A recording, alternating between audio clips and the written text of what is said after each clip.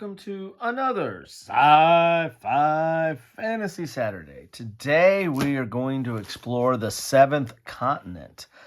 Yes, this is the classic edition, which came out, I think, in maybe 2019. I think this is the retail piece of what went on Kickstarter. I picked this up at Noble Knight during one of their mini sales. I'll put a link to my big unbox video on there, and if I've got a Noble Knight code that you guys can use, I'll put that in the description as well. The Seventh Continent, this is a kind of choose your own adventure type game done through cards. It was kind of groundbreaking when it first came out. I think it came out around 2017, maybe earlier. And it was somewhat groundbreaking. It was a deck of cards, and the cards kind of told a story. You made decisions, and you kind of played the cards out as a map. And it was a tough game and kind of a puzzly game and somewhat of a legacy game. And I kind of avoided it just because it started ramping up with expansions and then Kickstarter versions, and I was like, well, I'll wait till the definitive edition comes out, and I just never did. I just never got into it. I tend to avoid kind of legacy games that are one and done. This one is one that I think you die or run into roadblocks, and then you've got to start and play again, and you just keep playing and recreating the path till you do it right, kind of like Groundhog Day maybe. And so I kind of avoided it, but eventually it went on sale, and the price was right. I mean, this was kind of a steal for, look how big this box is, for everything you get. And so I finally decided to get it and say, because I do like solitaire games, I do like story type games, and I said, this is a classic, and this is the classic edition. So I said, what the heck? Let's get a knife here. So let's get it. Let's see what we got here, and go for it. So I think this should be a complete copy. I've had very, very good luck with Noble Knight over the years on getting everything they say that is supposed to be in here. So very nice thick box as we get here, and this probably won't be much of an unboxing given that you don't want to spoil anything, but I'm mainly just seeing what is in here. Wow, so there's the rule book. Here is your kind of a player aid, your turn sequence, and your actions that you can take. And then what all do we have in this box? So it's been open, and I assume it's probably been played too. So we got some standees here for the standees. So we have some bases for the standees. We've got some dice that have never been opened. Look at that. How did they play the game? We've got a token there. That's free and loose, fancy free.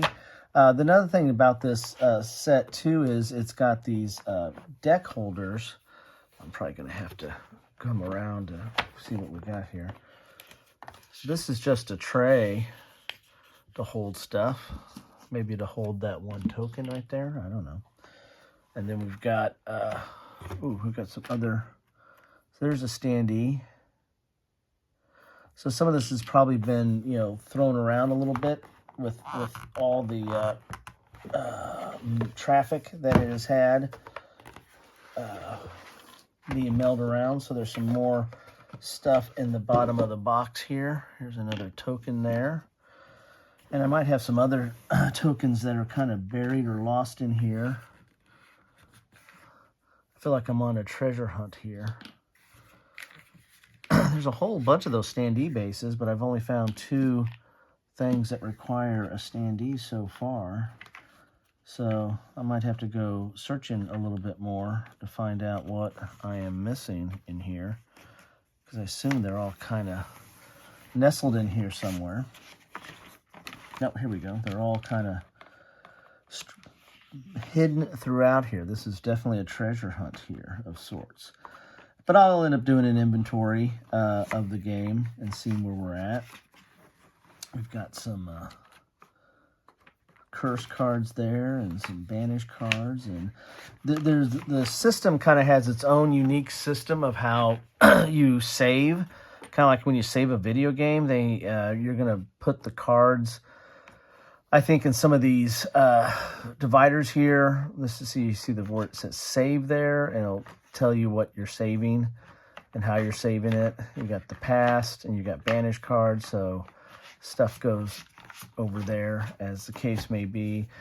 You can see you got these dividers here are 0, 0, 0, and then 4, then 50, 51, 100, 109, 150, 200, 250, 300, and then 350. So these are the cards, show you the numbers on the cards. So as you reading a card, it might tell you to do something.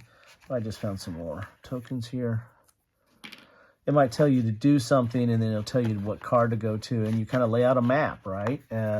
And it is, I think, solvable. I think there is a path or a few paths that you take in here, but there's a lot of playability and replayability. Again, I've just kind of stayed away from it for many years until I decided that this was so cheap that I said, what the heck, I'll end up picking this up. Finding all kinds of little stuff in here.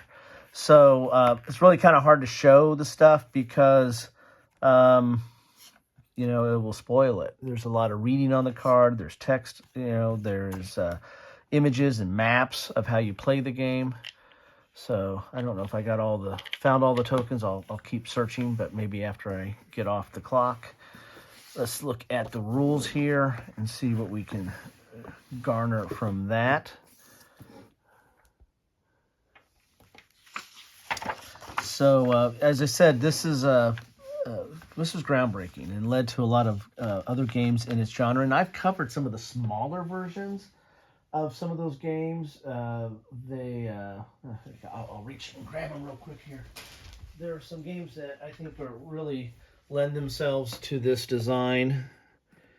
These Cartaventura type games are very much in this same vein, where you're going through the cards, and the cards are the game board and the decision pieces as well.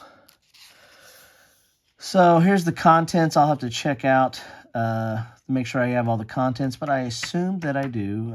Noble Knight's pretty good at that. Heck, I won't know until I get to a stumbling block, right? This is almost like a puzzle. You put the puzzle together and find out I'm missing a piece. Well, I might find out I'm missing a card at the last minute here. So object of the game. To win the game, players must lift each and every curse that they choose at the beginning of the game. Do not worry, the game will clearly let you know when this happens. So, there's some curses that you'll pick, and that's kind of the difficulty level, but it'll also kind of tell you what path you're kind of going down.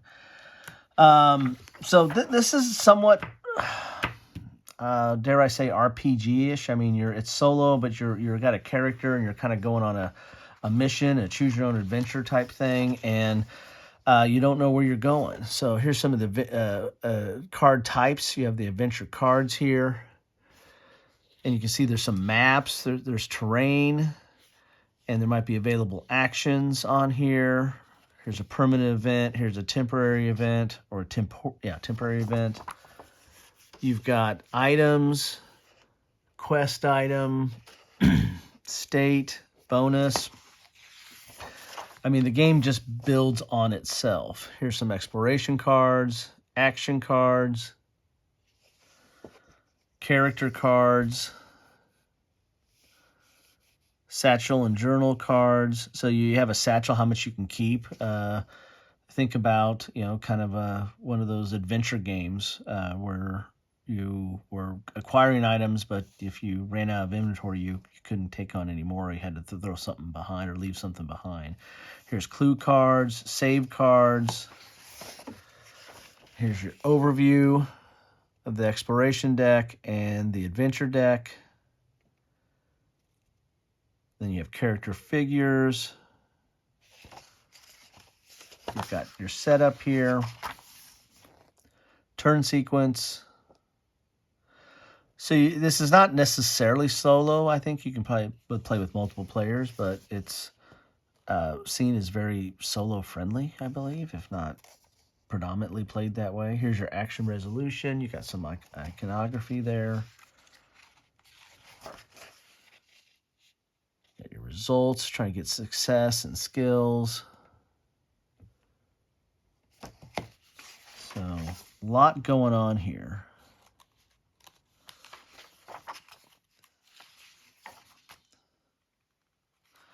How you move terrain cards.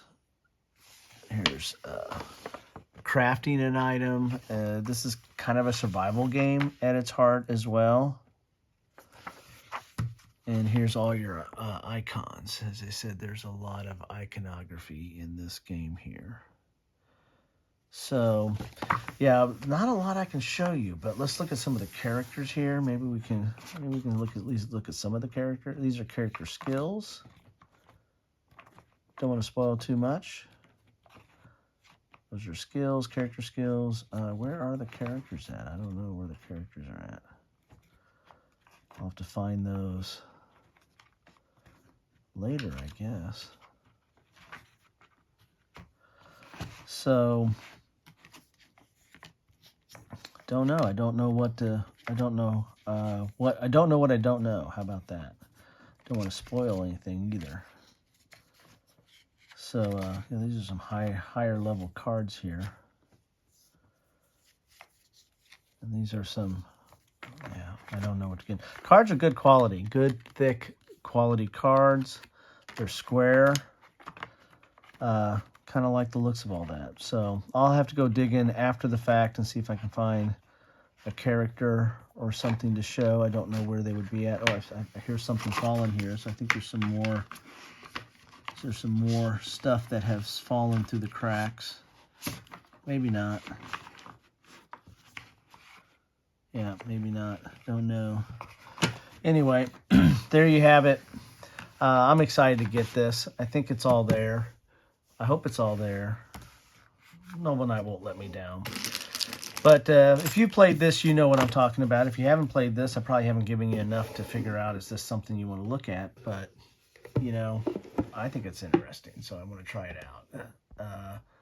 And I'll do maybe a after action or a playthrough or a discussion after I figure what I have in the box with all these little missing bits here. Anyway, thank you all for stopping by, and take care.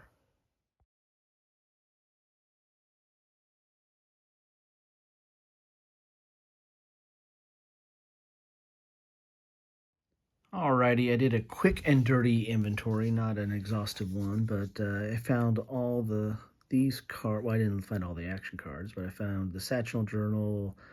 I found the 5 character cards. These are right here, and then on the back you see a little icon of who they are. And I found their standees here, so those go in those standee bases that we found. And they also have a little round token with them as well. And then there's 4 fire tokens that go into the standees. Those are the fire cardboard figures.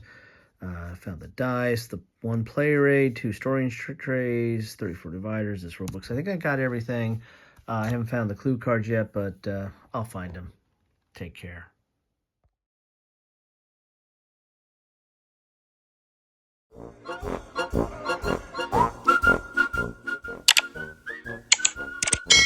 Thanks for watching.